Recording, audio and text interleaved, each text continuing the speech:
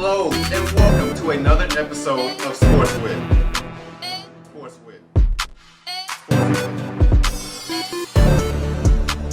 What's going on, folks? It's your host, Levon Whitaker here with another episode of Sports With, folks. And today we have a special guest, my guy Benjamin Falcon. How you doing, bro? I'm doing good, man. Nice to be here today. I'm glad you can make it, man. Folks, you know the drill. We have a guest. Doesn't change the script. We're jumping right into it. Today we're talking about the NFL. The NFL's jumping off in less than a month. Preseason's already upon us. We see you guys out there flying around, getting dirty. Uniforms got grass stains in them. Boards are funky when they get off the field. But one thing we have not seen is Ezekiel Elliott. He's not the only one, but he's the one that we have not seen report to the Dallas Cowboys. Why haven't we seen Ezekiel Elliott report to the Dallas Cowboys?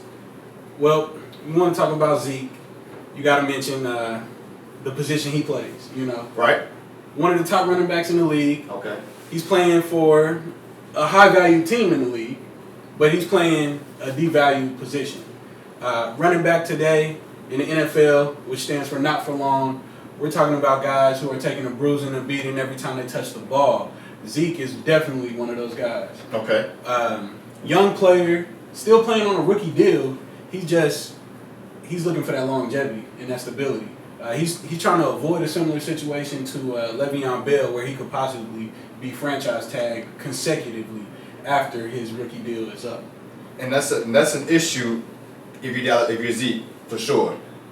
But here's my argument for Ezekiel Elliott and the Dallas Cowboys, and the owner of the Dallas Cowboys being Jerry Jones, and with his son being the GM and Stephen Jones. Here's what they're dealing with right now. Like you said, you got a young running back who's very young. He's been in the league for 3 years. He's been a rushing champ twice.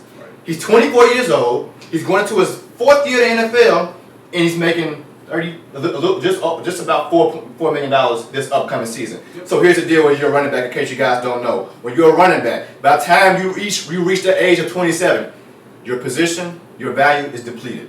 So Ezekiel Elliott just turned 24 years old, compared to a guy like Melvin Gordon, who just turned 26, who's also on a holdout. Ezekiel Elliott is fighting for an extension. But here's the issue. You got Amari Cooper to pay. You got Dak Prescott to pay. And if I'm Jerry Jones, I'm looking at this and I'm saying, well, hold the hell up. One, you've been in trouble since you entered the league. Exactly. The first season, the second season, and the third season, you dealt with some type of altercation, whether it be domestic, whether it be your ignorance in the bar, whether it be your ignorance out in Vegas or LA. You've been in the media for everything but winning a Super Bowl, because we all know the Dallas Cowboys in the word Super Bowl has not even matched together in the last decade. The Dallas Cowboys, let me use this analogy on you guys right now.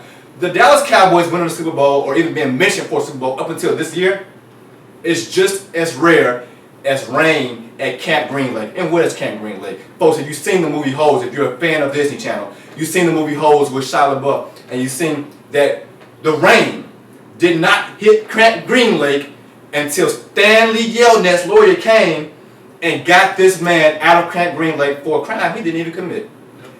So, what does this relate to the Dak Prescott and Ezekiel Elliott and Amari Cooper? Well, if Zeke's agent comes in to Camp Green Lake in Dallas, Texas, and gets Jerry Jones and Stephen Jones on board and gets the money he's owed, it might be some rain in Dallas. There you go. That's what needs to happen to do the Dallas Cowboys. You need this guy. He's the best production running back in the NFL.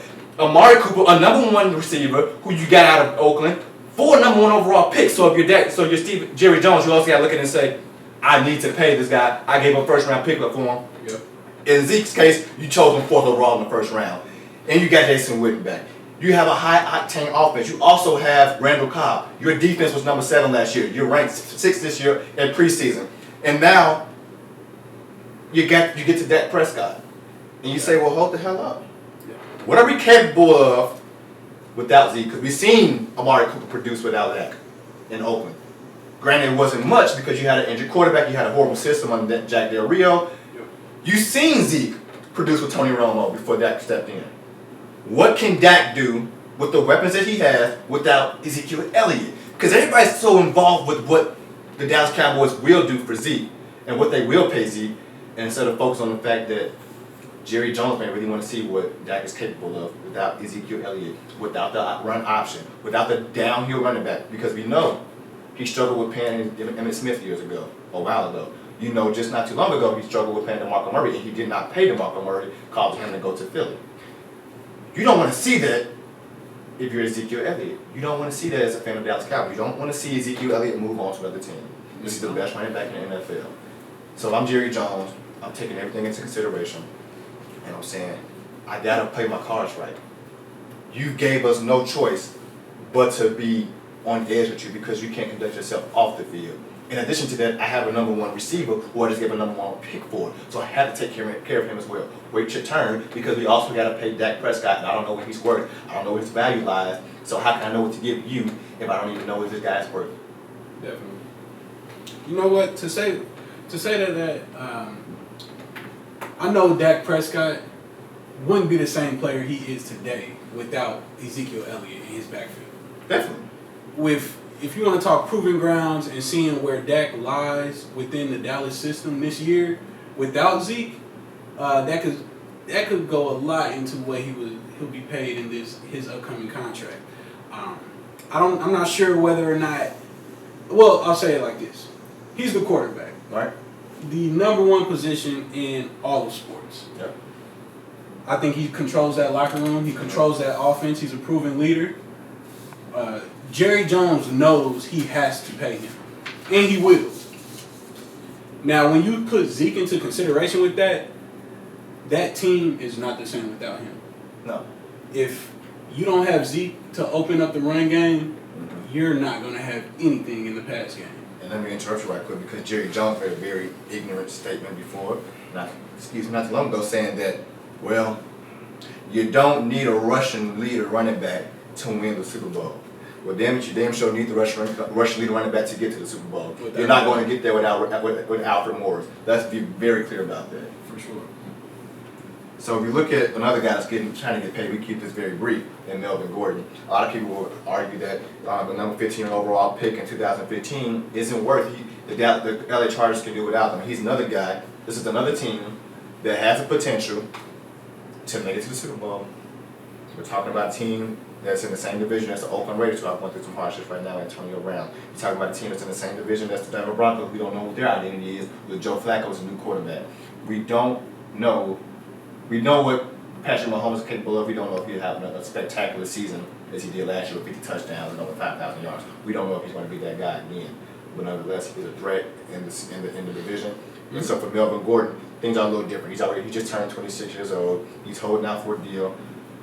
I'm a diehard Chargers fan, and quite frankly, I do not believe that he's going to get this deal done because they got guys like Jackson in the back. About his placement and not really feeling the need to have him in camp, which speaks volumes to how he's valued within that organization. Exactly. Gordon, he's got a different situation than Zeke. He's not been a rushing leader. He's been ahead of a committee. I must say, in the LA Chargers, they do a running back by committee system where he's the face of it. Yeah. They're a passing team. Mm-hmm. They use him out the backfield very well, but they also have those other options, like you said, Eckler and Jackson. They're an RPO team. Right. They are an RPO team, and that's what makes Melvin Gordon so essential. So I think the better question would be, when will we get you back, or I'm not coming back until I get paid. It's like, okay, what could you give me? Because I'm not worth top dollar. I'm not worth the market that Todd Gurley has set. Yeah. I'm not worth what Ezekiel Elliott is getting. I'm not worth what Le'Veon Bell settled for when he didn't return to the Steelers. All guys who have over 4,000 yards rushing so far in their career.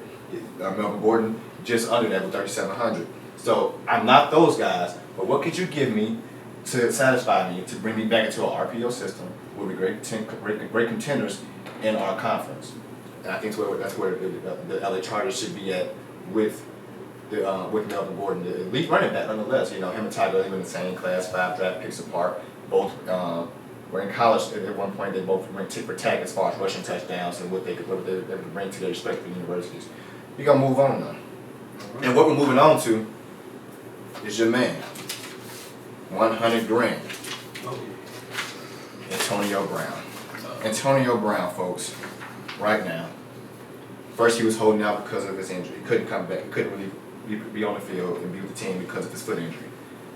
And it looks bad. He went into cryotherapy without the proper footwear rather. It looks very tough. It looks like he's peeling in 2 different layers of his feet. Oh, yeah. But now we're looking at this guy with another strike on him because he won't return and refuses to play until he gets to wear the helmet that he wants to wear, which has been banned by the NFL. Yeah. Now, there's other guys that have to wear that have to change their helmet, other greats. And I'll say this. Aaron Rodgers, Tom Brady. Peyton Manning's not in the league right now.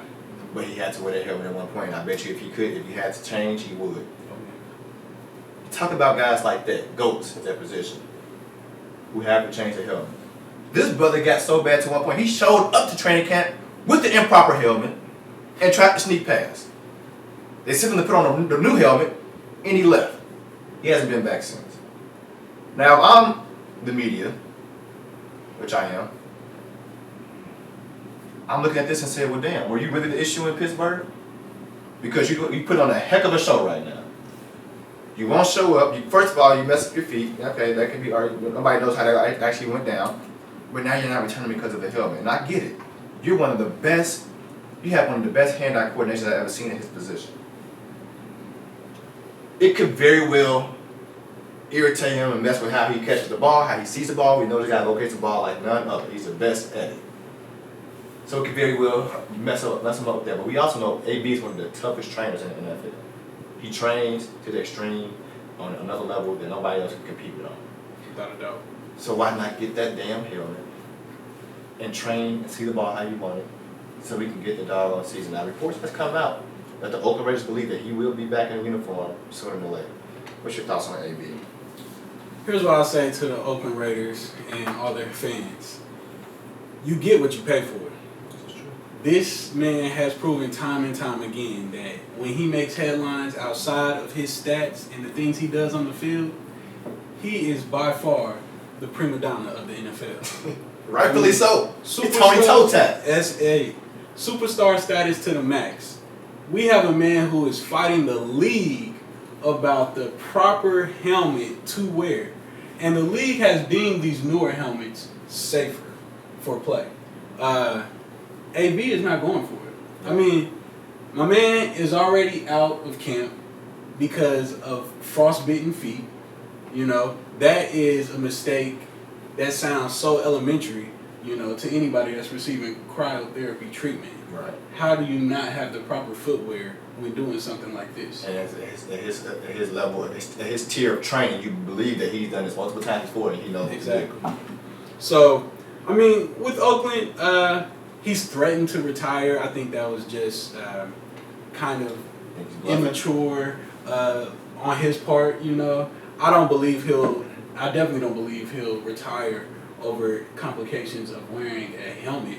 I actually think he'll actually be able to wear the helmet that he wants to wear. He may pay a fine for it, however the league plans to handle that situation. But eventually we'll see this man in camp. We'll see him playing in games this year with the Raiders.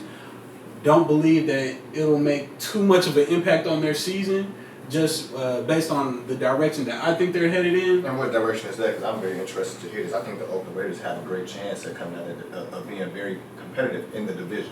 Within the AFC West? Within the AFC West, and respectfully so. I'm a fan of the AFC West. I think it's one of the toughest divisions in football. Mm-hmm. So when you look at the Oakland Raiders, look at their defense, who has stepped up. They got Brandon Marshall on defense. They got Vontaze Burfict on defense. They have the cornerbacks. They have the DBs. They have the offensive line now. They have a defensive line. They got a guy in Alabama. This team has great potential. Not to mention, you must have faith in this team if you go out and pay John Gruden 10 years, $100 million. Oh, without a doubt. 10 years, $100 million. There's some faith in this team. And not to mention they got Hunter Renfrow out of Clemson in the wide receiver position. They also got Tyrell Williams from the LA Chargers at the wide receiver position. And then you go to Antonio Brown. As long as you keep a healthy Derek Carr and you still have Josh Jacobs, you still have Martin, what are you really missing? Because you have a running back committee, you have a very decent wide receiver committee to complement Antonio Brown. I think this team has what it takes, not to get to the Super Bowl, but to make some noise.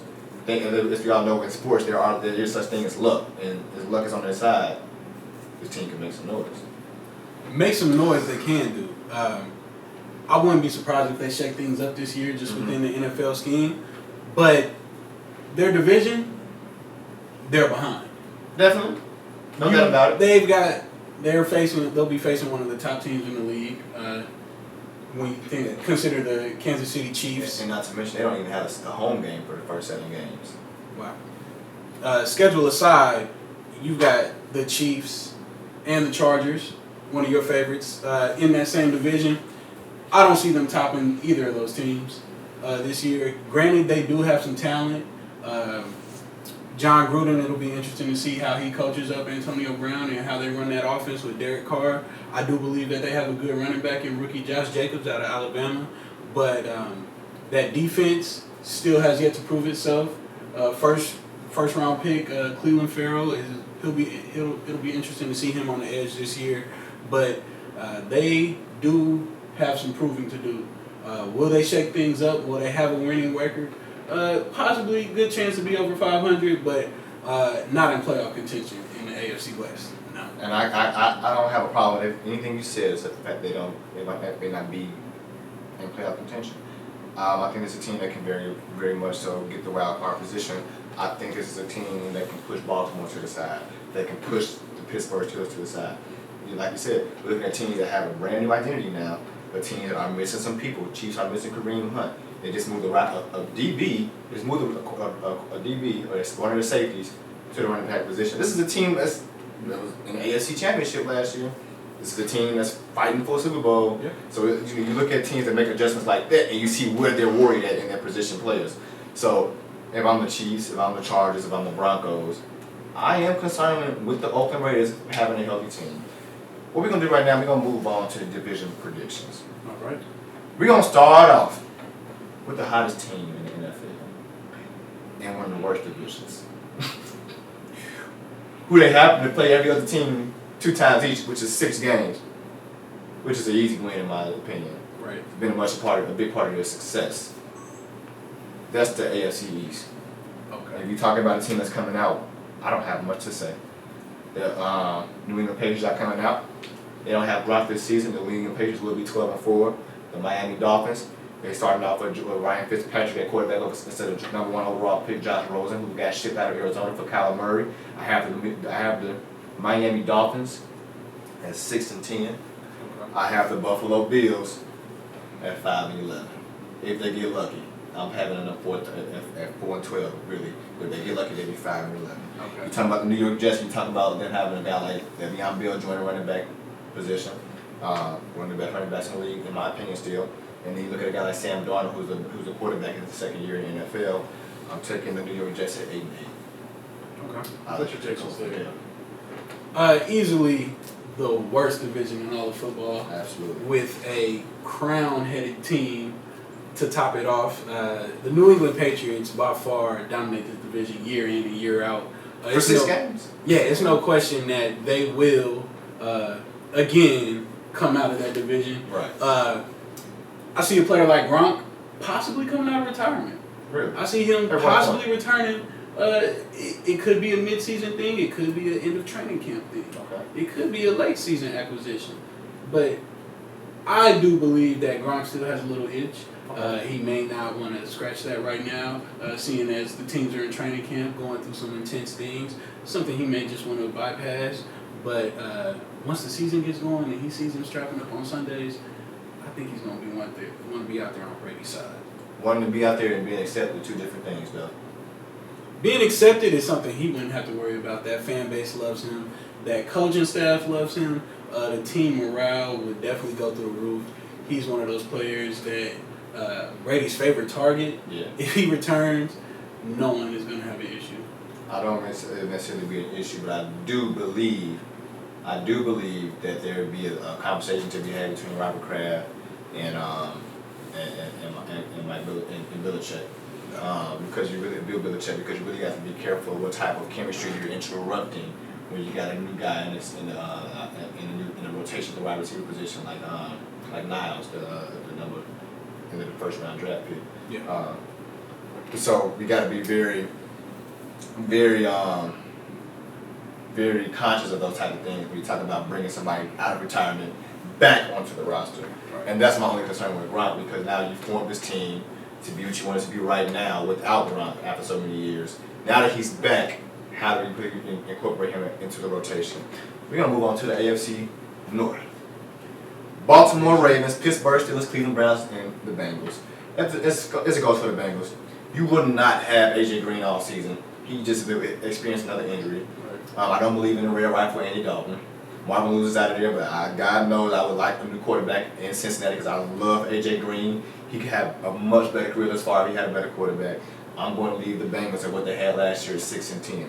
I'm going to move up to the Baltimore Ravens, a team that my LA Chargers struggled with in the wild card game, and I'm going to have those guys at 9-7. All right. When it comes to the Pittsburgh Steelers, when it comes to the Cleveland Browns, we're talking about two teams, two quarterbacks that people have raved about, because in that division they've ranked Ben Roethlisberger and Baker Mayfield to the top two quarterbacks in that division. Quite frankly, I still believe that Ben Roethlisberger is still the best ranked quarterback in that division. I think he is better than Baker Mayfield. I think that Baker Mayfield has something to prove. Granted, Roethlisberger does have something to prove because he no longer has AB or Le'Veon Bell. But to sit here and say that yes, Juju is a number one overall receiver, we all know that he doesn't really have a choice. It's not like you're not going to put Washington as a number one receiver, or you're going to go back and get Martavis Bryant or something like that. He's an obvious pick as a number one receiver. Then you talk about a guy like James Conner. Same numbers as Le'Veon Bell, but what we tell you about sports all the time, folks, I tell you all the time, it's about impact. And James Conner does not impact the Pittsburgh Steelers the way that Le'Veon Bell did. I'm going to have the Pittsburgh Steelers at 10-5. I'm going to have the Pittsburgh Steelers at 10-6. I'm going to have the Cleveland Browns at 8-8. I'm not psyched about the Cleveland Browns. You have not seen these boys yet. They have a roster full of talent on offense or defense. That doesn't mean everything. Until they put it onto the field, you need chemistry to work in the NFL. This is not basketball. You can just have one guy, LeBron James out there, and carry you to an Eastern Conference Finals. This ain't that. This is football. This is about camaraderie. This is about chemistry. This is about coaching. And Freddie Kitchens being a first-year coach with a second-year quarterback, with the first-year Odell in the wide receiver position, second-year Jarvis Landry, Kareem Hunt new to the team. Also, you got Nick Chubb, a second-year rookie, a second-year player out of college. This is a team that has a lot of potential, but also could very well have a lot of worries going into the season because they don't have that chemistry and camaraderie. I'll have to disagree with you on that.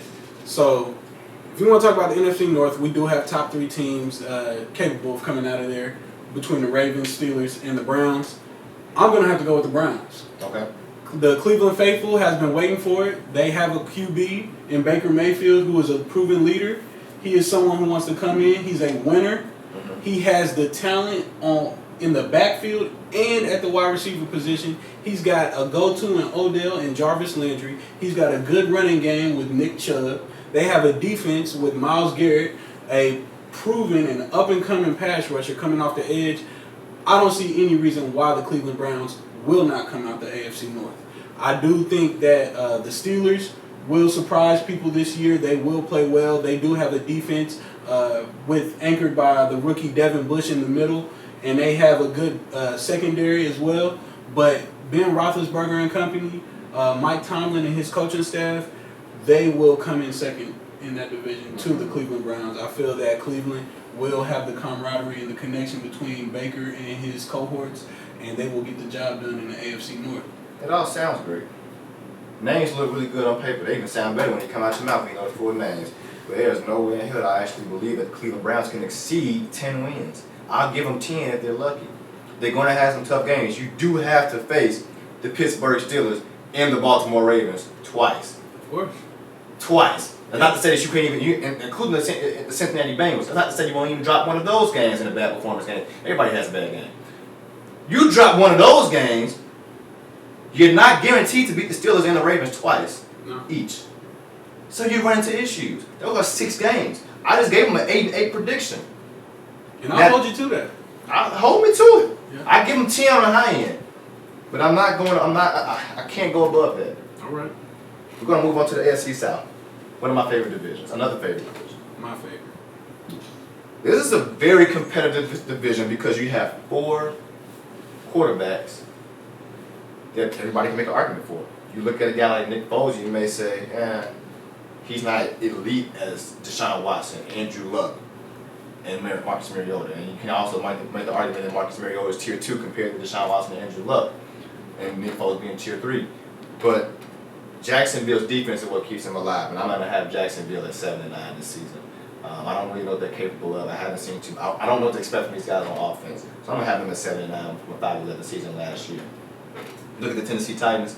I'm going to have these guys at 8-8 because they didn't make any improvements. They didn't make any adjustments to this team. 8-8, 9-7 if you're lucky. The Indianapolis Colts, my favorite. A Super Bowl sleeper. Don't forget this. A Super Bowl sleeper. This team has a defense. They just got Houston on the defensive side of the ball now. They have great DBs. They have the leading tackler last year, and Darius Leonard. Yep. He's a dog. He's a dog. And then you have your offense. Andrew Luck, healthy. Right now he's dealing with the calf strain. He'll be back for the regular season, no doubt about it. T.Y. Hilton. If you can get your running game to stay healthy, they be inconsistent, you're dangerous. But the biggest acquisition for the Indianapolis Colts, Devin Funchess out of North Carolina. A tall target, a big target, a guy that Andrew Luck can get the ball. So we all know how great Andrew Luck's accuracy is when he's healthy. If he can get the ball to Devin Funchess, this guy Devin Funchess can show us something we weren't able to see in North Carolina due to Cam Newton being his quarterback.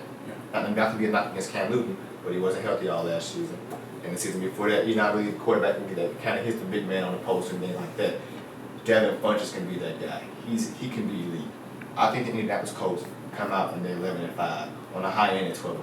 This is a great team. With the coach they have, Frank Reich, he's a great coach.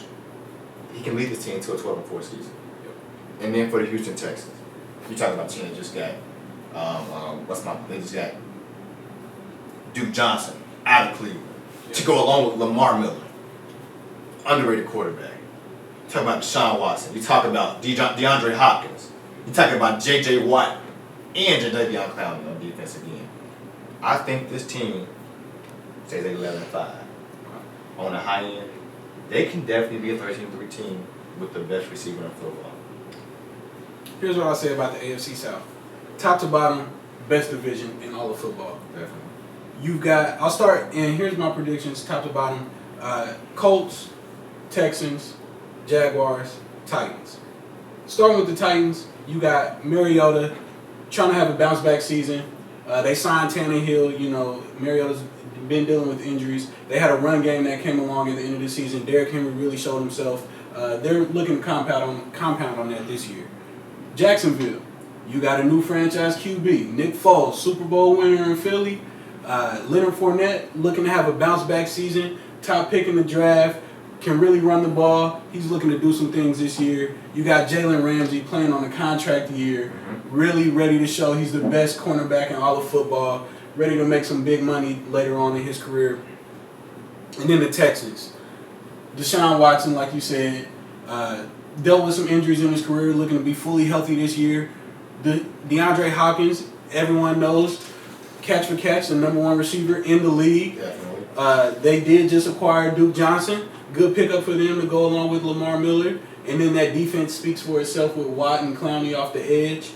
But my team, of course, as you stated, the Indianapolis Colts, a healthy Andrew Luck. I know we will not see him all preseason. I don't bet on it. He'll come out firing all guns blazing to start the season. And I do see them taking this division. And like you said, being a Super Bowl sleeper. Definitely. And we're going to move on to the AFC West here, folks. We're talking about Kansas City, the LA Chargers, Denver Broncos, and the Oakland Raiders. Man, we already kind of discovered this division, so I'm going to keep it very brief with just a prediction. The Kansas City Chiefs, they're a 13-3 team. On the low end, that'd be 11-5. LA Chargers, if you don't get Melvin Gordon back, you're at 9-17. If you get Melvin Gordon back, you're 11-5. The Denver Broncos. I don't know what they are. I don't think they know who they are. So I'm gonna leave the Broncos at 5-11. And for the Oakland Raiders, if you get if AB decides to play, you'd be a 7-9 team. I don't think it's going to be too much of a jump this upcoming season. As I said before, you have to worry about that chemistry, and we all know that AB has the potential to interrupt chemistry. That's just what it is. We're going to move on. I'm sorry. I'll let you talk about the AFC. Let's talk about the AFC West. Go ahead and talk about that for a second. Who you got, those predictions? Not much to say when it comes to the AFC West. Like you said, we have already covered it a little bit. Simply put, Kansas City Chiefs. That's your number one team. They can get freaky deaky on offense. Mm-hmm. And when they can put up points like that, Patrick Mahomes, former MVP, reigning MVP, they can do what they want. They can. And I believe they have the system to do so. Andy Reid, a great coach. One thing he struggled with Alex Smith was getting the ball down the field. Patrick Mahomes can do that and more. Not to mention he's the no-looking QB. The boy, like he said, he's freaky deaky with it. The boy can do anything that you can even imagine of, and some things that you probably would never think of. He's that talented. He's that great. He's your reigning MVP. Patrick Mahomes is outstanding. 50 touchdowns last year, by the way. Then we move on to the most controversial division in the league. The NFC East. You got the Dallas Cowboys. You got the Philadelphia Eagles. I don't even want to speak of the Giants and the Redskins. Don't even want to speak of them. Yeah. I like Saquon. I like Dwayne Haskins. I'm going to leave it at that. For the Dallas Cowboys, until you get Zeke back, you will not win. You will not see double-digit wins this season. Mark my words on that. Jerry Jones and Zeke's agent, you guys need to meet at Camp Green Lake and create some rain. Get it done. If they get Zeke back, this is the 12-14, maybe a 13-3 team, considering that defense is elite. If you're the Philadelphia Eagles, you get Carson Wentz back. You have a great run game. You have a great defense. You have great wide receivers. This is an overall team we're talking about here. Very well put together, and you got Doug Peterson as your coach. So, if you're the Philadelphia Eagles with a healthy team, you're looking at 11-5. I'll leave it at that. My prediction for the NFC East here, I have to go with the Philadelphia Eagles. Carson Wentz looking to have a bounce back year. Has struggled with being healthy, but all around solid team out of that division. You look at the defense; they're not too far removed from winning the Super Bowl, taking down the New England Patriots. Definitely. They still have some key components from that same team on that side of the ball.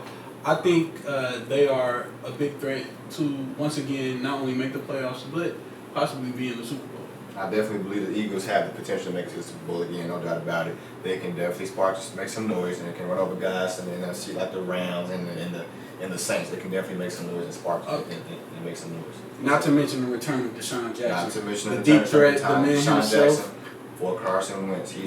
He's a better Nelson Aguilar for sure. Doing the brothers, quite frankly, to scare a footsteps sometimes. I'm just gonna put that out there. Moving on to the NFC North, we got another interesting division. We can talk about the greatest quarterback in the NFL, in my opinion, Aaron Rodgers. That bad man, as Stephen A. said all the time, that bad man, Aaron Rodgers, and his new coach, Matt LaFleur. I had to see a healthy Aaron Rodgers. He's my favorite quarterback in the NFL, right along with Drew Brees. But when you don't have the necessary components around you, it's hard to win.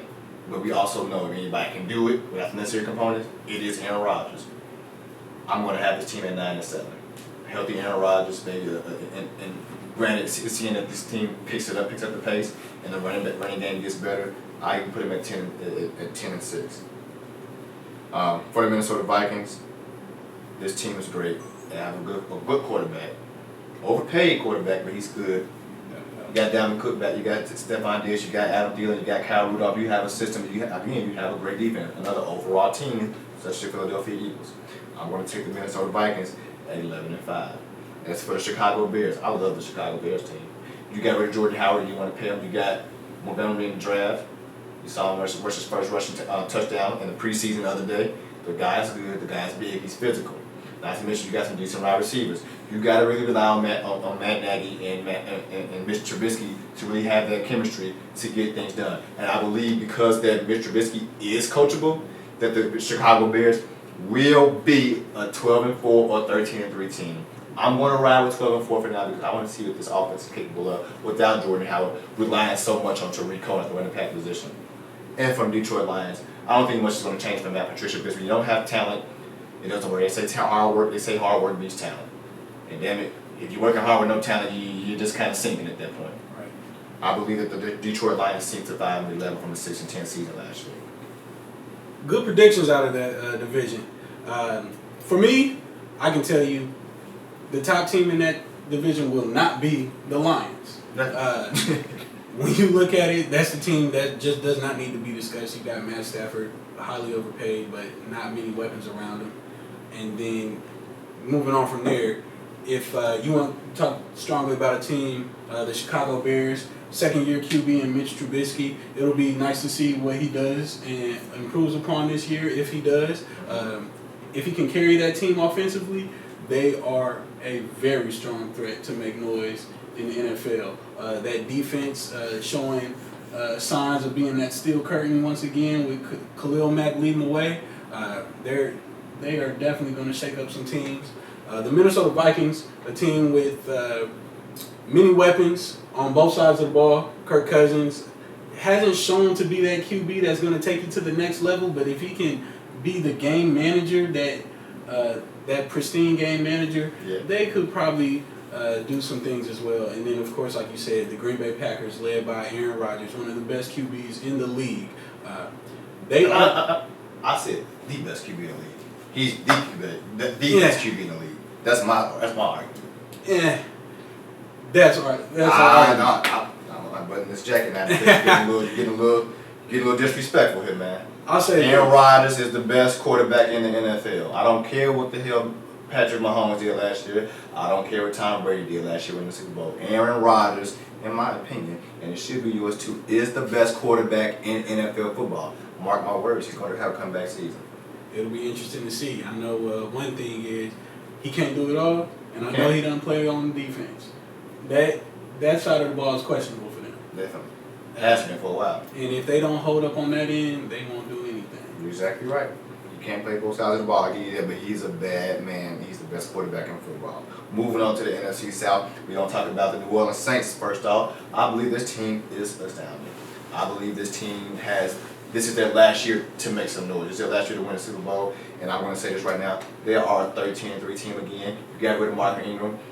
You still have Alvin Kamara, a top 5 back in the league. You just gave Michael Thomas, you just gave that boy his money, 5 years, $100 million. That's a bad guy. You got Jared Cook from Oakland at the tight end position. You got an elite defense. You got Sean Payton, who besides Bill Belichick and Tom Brady, has the best quarterback-coach relationship in the NFL. Sean Payton, a genius at the head coach position, and Drew Brees. Like I said, he's up there in my top quarterbacks along with Aaron Rodgers, a great quarterback, undersized, underappreciated early in his career, a great quarterback for the New Orleans Saints. The New Orleans Saints 13-3 again. For the Atlanta Falcons, these brothers have a lot of making up to do. Yes, they do. You're talking about last year missing out with Devontae Freeman and Tevin Coleman stepping into the position. You're talking about Julio Jones not being able to find the end zone too often with Matt Ryan. We talk about Matt Ryan, who needs to step the hell up and get his panties out of a bunch and throw the damn ball down the field. I'm tired of it. He's an MVP caliber quarterback. He's putting up subpar numbers. Then we move on. We're gonna leave the Atlanta Falcons because I'm going to go out on a limb and say these guys are 10-16 from a 9-17 last year. For the Carolina Panthers, you talk about Cam Newton. Yes, You talk about Superman himself. The brother's back. He said he feels like he's in his rookie year, and quite frankly, I believe him because the type of genes that this guy has, you don't see it often. You talk about 260 pounds at the quarterback position. You talk about the height. You talk about the toughness. You talk about the ability to throw the damn ball. Cam Newton is elite. He's an MVP caliber quarterback. Should he feel like he's a rookie? Probably not. But it should feel like a 2015 season when he won the MVP, and that's why I believe that the Carolina Panthers are 10-16 as well. As for the Tampa Bay Buccaneers, we all know that Jameis Famous Winston has a tunnel vision for Mike Evans. They got a new head coach in town with my guy out of Arizona, Bruce Arians. He's a great coach. He relates to the players on a different level. He's one of the coaches that has a very good relationship with his quarterbacks. I believe that the Tampa Bay Buccaneers are 7-9 team from a 5-11 team last year. But my team coming out of the NFC North, from South, are the New Orleans Saints. Great predictions there. Top to bottom, this is a division that will be tough. Definitely. I do believe the Saints will be at the top there, but really close behind them, you'll have the Falcons and the Panthers. You made some really great points. I'll start with the Tampa Bay Buccaneers. I think this will be the season that Jameis Winston does prove himself as the franchise QB for the Bucs. Yeah, like you said, he has no choice. He has the QB whisperer, Bruce Arians. He will get him to connect with that team and lead that team as a QB. They will not make the playoffs, but they will make strides. And like I said, Jameis will prove himself.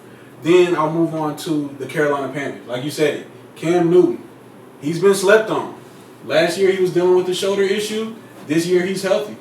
He's got a good back in Christian McCaffrey, another superstar to complement him on offense. You're right. They've got some young receivers who have to go out and show that they can be elite. But on the defensive side of the ball, they've got Luke Kuechly, again, anchoring a solid veteran defense. It'll be interesting to see what they do this year. And they also got Jared McCoy on defense as well. Exactly. Tampa Bay. A good pickup for them to put on the D-line. I agree. Now, the Falcons, they do have some proving to do. Last year just was not it for them. I don't know what the deal was, but if you look at Matt Ryan, like you said, an MVP caliber player, he has to get the ball to what I believe is the leading trio of receivers in the NFL this year with Sanu, Calvin Ridley in his second year, and then the superstar himself, Julio Jones. Makes a great point. They have a defense with some good players. They have secondary players that will be returning this year. One key player is Ricardo Allen, who will be coming back, the defensive back. And then Grady Jarrett, who does some big things up front for them. So it'll be interesting to see how they hold it down. If Devontae Freeman can come and be explosive like he was once in the run game, it'll be interesting to see what Matt Ryan does opening up the field. I completely agree. And then the Saints, like you said, this is their last window. Last window opportunity. This is their last window. Drew Brees, aging QB, right up there with the Bradys and the Phillip Rivers. He don't have too much left in the tank, if you ask me. And going in, he's 40 years old this year. He's got it's now or never. It is. They've got to put it together. They've got the pieces, Kamara. They've got Thomas, like you said, Cook. They've got the defense where players, young players too. And they still got Ted Ginn Jr. as well. Ted Ginn Jr. is still a threat. If they don't put it together now, them and Sean Payton, then it won't happen. It's definitely their last window of opportunity to talk what they've been working with since last year as far as getting to the Super Bowl. Right. But again, like I said, you see this quarterback and coach chemistry that you something similar that you see in New England with Tom Brady and with Bill Belichick. So you look at that, you say, well, they probably have a few extra miles on more than we think. But just from the naked eye right now, you don't know what that transitions into as far as allowing Sean Payton to adjust Drew Brees' game like Bill Belichick was able to do with Tom Brady. Not that he so much adjusted his game, but he just adjusted the system so that it fits Tom Brady's aging career. And that's what Sean Payton has to do with Drew Brees. I believe he's capable of doing so. I believe he had great personnel around him. I believe that he has some great mentors he can go to get to that point, to allow him and Drew Brees to have that camaraderie another 3 years down the line. We're going to move on to the last division, being the NFC West. All right. This division is very interesting because they all have great quarterbacks and what looks like great quarterbacks. I'll say that. We do have the Seattle Seahawks and Russell Wilson, a quarterback franchise QB. You have Jared Goff, who went to the Super Bowl last year. You have Jimmy Garoppolo, who played on the Super Bowl team in New England, who's back from an ACL injury, as well as his running back, Jared McKinnon, out of Minnesota, and Mike Shanahan at the head coach position. The questionable piece here are the Arizona Cardinals. Because you have a rookie quarterback in Kyler Murray, but because you give up Josh Rosen to the Miami Dolphins, another first-round pick that you have, you took Kyler Murray #1 overall. So my question is, my assumption is you have some hope in Kyler Murray because you took him overall and not let him go to the Oakland A's in the MLB. But now you got David Johnson back. You got Larry Fitzgerald. You missed out on the wide receiver. I forget his name. He came in. He worked out for the Arizona Cardinals. But he didn't end up doing the deal because he didn't want to get paid the subpar money he was going to get. That happened to Michael Crabtree. I believe would have been a great threat to this wide receiver core. You talk about a guy that can run a route tree along with Larry Fitzgerald. Would have been very essential to this team. I think it's important that you get the man what he wants and don't go above, but get the man what he wants. Come to some agreement and say, hey, we have the potential to win this division right now because the San Francisco 49ers, we don't know what they're capable of. The Seattle Seahawks can only go so far with a great quarterback. And as far as the Los Angeles Rams, you're facing an issue right now with your running back and Todd Gurley having a knee problem. So what are you really without that guy? Because you no longer have C.J. Anderson. He's in Detroit. And you have Robert Woods and Cooper Kupp. Are they capable of putting up the same numbers that they did last year without Todd Gurley being as efficient as he's been? I'm going to have the Arizona Cardinals as a 6-10 team. I'm going to have the San Francisco 49ers as an 8-8 team with the healthy Garoppolo and Jared McKinnon and a great coach Mike Shanahan, I believe also was able to make that connection with his quarterback. As for the Seattle Seahawks, a 10-6, 11-5 team. That can sway either way. Russell Wilson definitely carries his team. He has a new wide receiver, a huge wide receiver in DK Metcalf. You have Tyler Lockett still. You still have Pete Carroll. You still have somewhat of a decent defensive team. That's going to be the struggle for the Seattle Seahawks because you have to keep Russell Wilson off the field to get some rest. Yes, he's young. Yes, he's elite. He's a top-tier quarterback. But this guy still needs his rest. And the defense is going to be the cause of that if he doesn't get his rest. They're going to be the cause of the death of that team. If they don't put up the numbers, it's going to be because of their defense. As for the Los Angeles Rams, 13-3 last year, not the same team this year. They want to be 11-5. Aaron Donald, best player in the NFL. When you can make that much noise on defense at that position, you're the best player in the NFL. He's ranked number 1 in the top 100. The guy's elite. He's all NFL, in my opinion. I believe they're 11-5. Great predictions there again. I have to, top to bottom, I have to agree with you.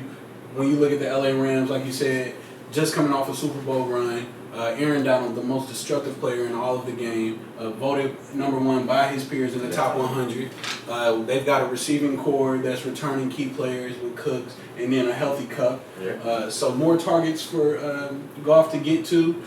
Great coach in Sean McVay who was able to organize that offense and lead them to the Super Bowl. The interesting team out of this division for me is the 49ers. Like you said, Definitely. They're a wild card. They've got a QB who's yet to really put some time in. Garoppolo, taken by New England, traded to the 49ers. He played in the Belichick system. Not much proven as a QB, as a leading QB. He's still young. Still young. Not very many pieces around him. It'll be interesting to see what they do this year in that division. The most exciting team, I think, in this division, without a doubt, is going to be the Arizona Cardinals. You've got the rookie coach, with the rookie QB. He's trying to bring in this air raid offense that he ran at Texas Tech, and then the QB himself. Actually, it came out of Oklahoma. Kyler Murray. With Kyler Murray, yeah. Clint Kingsbury. Kingsbury did come out of Texas Tech, correct. So it'll be interesting to see what they do. They've got young pieces, but I think it'll be fun to see them play. Definitely. It'll be exciting. They won't be winning, but that division does go to the LA Rams. Definitely. I definitely agree with you there. I believe the biggest piece for the Arizona Cardinals, the most interesting piece rather, would be David Johnson coming back and being able to lead that team.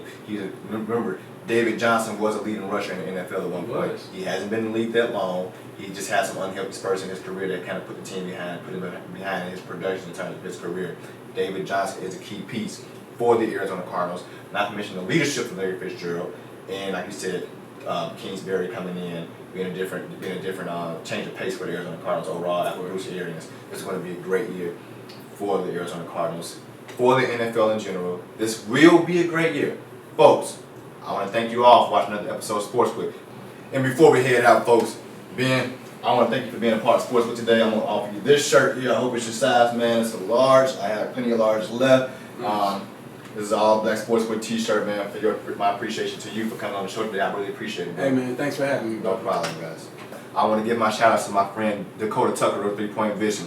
Another shout out to my friends at Mixed Emotions Podcast. Make sure you look that up. My guys Chris and Anthony Willis. There's Chris Cross and Anthony Willis at Mixed Emotions. Also, shouts out to my producer, that is Andre Whitaker with 3K Visual. Another shout out to a good friend that's helped out with this project today, my friend Will Thomas. Make sure you check him out on Instagram at Chill Will Photos.